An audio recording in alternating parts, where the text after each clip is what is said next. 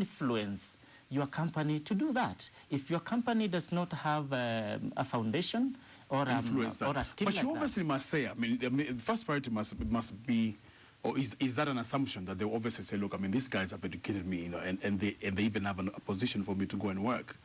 Don't you like say, you know, or don't you morally that is what's that's what's expected of them. Yes. Morally, yes. But you see, Jimmy, you cannot force somebody.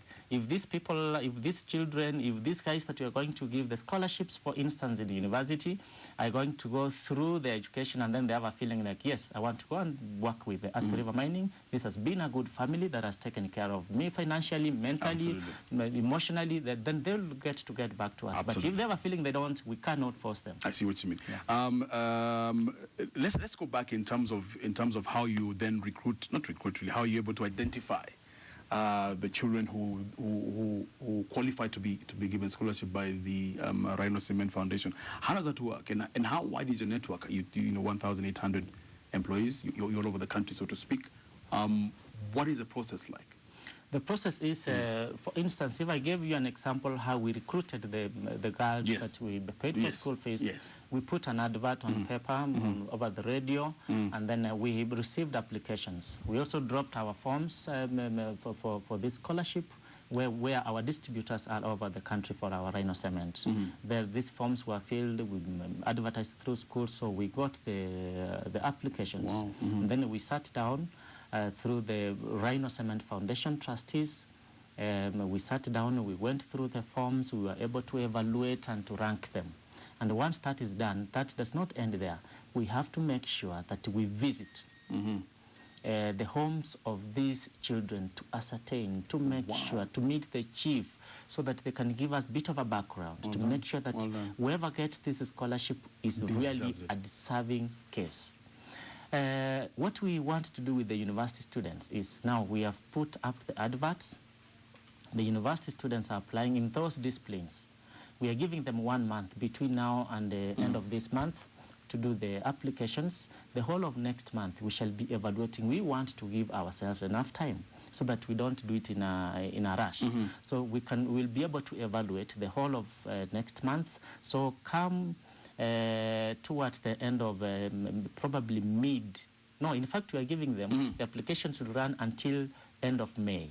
Now from 1st June to the end of June we shall be evaluating and ranking. Then end of June we shall have awarded the scholarships. Well done. So that in July the students know who they are, they have gotten the scholarships, we have taken them through our orientation process, they understand who we are, they understand what we stand for, and therefore they can be able to start their university education. I see. And we're giving full scholarship. Wow. Tuition fees, accommodation, food, everything. We are imagining that we are going to pick a student who does not have parents, who does not even have a home. Probably an IDP. I see. You see? Yes. That's what we're trying to imagine. So you started this last year, the Rhino Cement Foundation last year. Yes. So currently you have, let's say, 10 students plus now. How many universities that you determine later? We shall be taking the students who are going to study, who have admission to public universities. Now this is the first time, because you know the first university, I think the admission is probably next month in May. Right. So these are the first batch of students that we are going to have in university. But in the past, how we have done it before the Rhino Cement Foundation is that in those areas where we operate, in Kaloleni in Mombasa, we have a site in Gathu River, in Kajiado.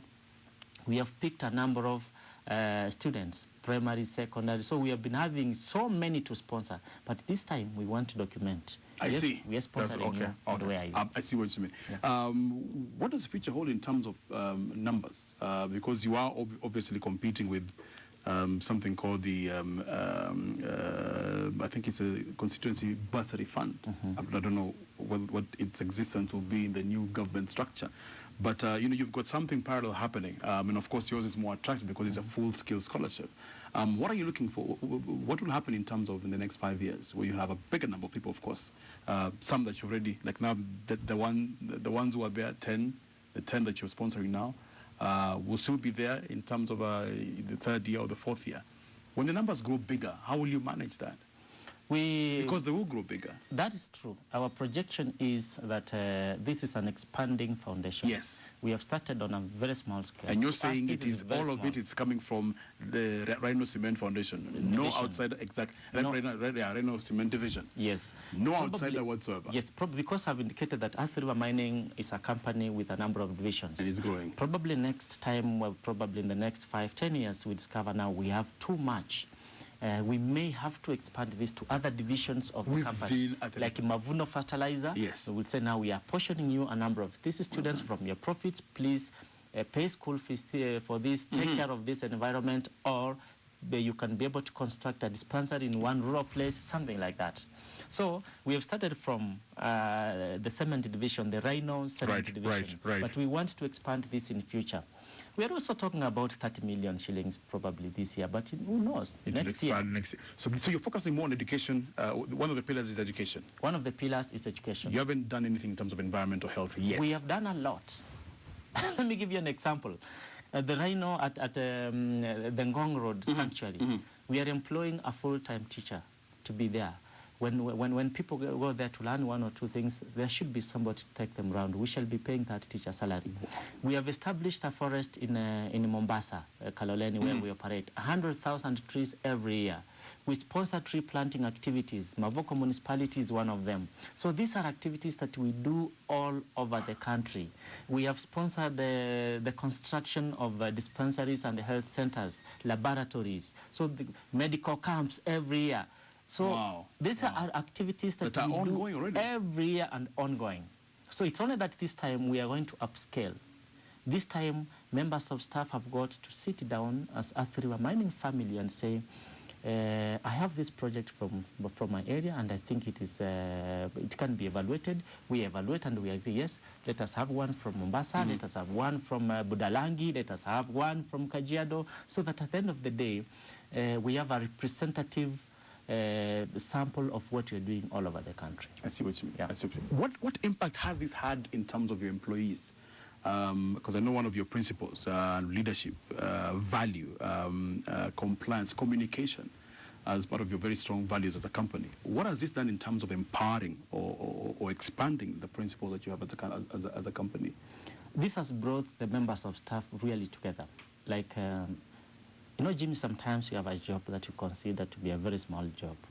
But wait until you see the suffering of somebody else. Like when we were going through the forms of the girls that we were picking for the high school scholarship, you could shed tears.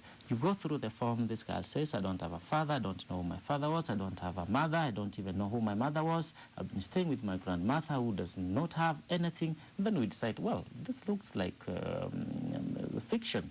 Can we visit? So we decide to visit. The situation we get on the ground is worse than that.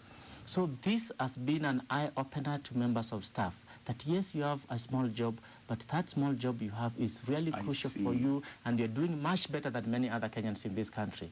And this is, we also want to eliminate the culture of saying, oh, the government has to do for me something, the government has to do ABCD. No, it is also our responsibility to do what we can if we are able to do.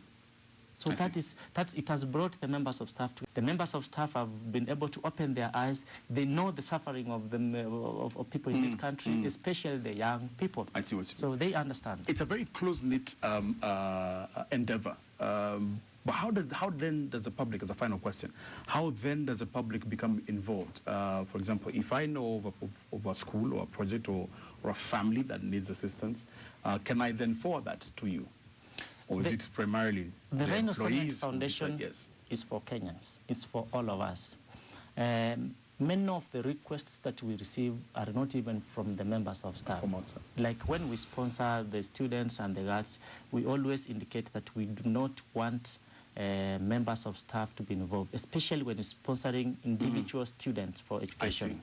But when it comes to projects now in society, building a dispensary, we can be able to get ideas from members of staff, then we can sit together as a foundation, we can go and evaluate, we can go and visit, have a couple of meetings, and then come up with a solution, and then come up with, this is what we need to do.